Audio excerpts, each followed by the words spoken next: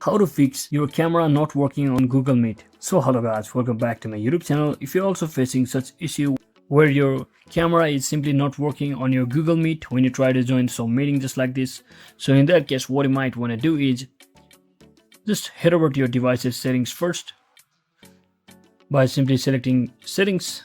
So once you're inside your settings, simply scroll down and search or head over to apps section and simply search in for Meet, which is our Google Meet, and from over here just click on permission and make sure you have allowed the camera permission.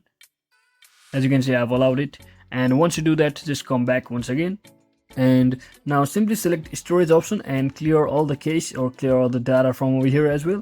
And once you do all of that, just try restarting your application from your home screen and try calling for the meeting to the same person or different person, and it should work correctly. So that is it for today guys. Thanks for watching. Don't forget to like and subscribe to the channel.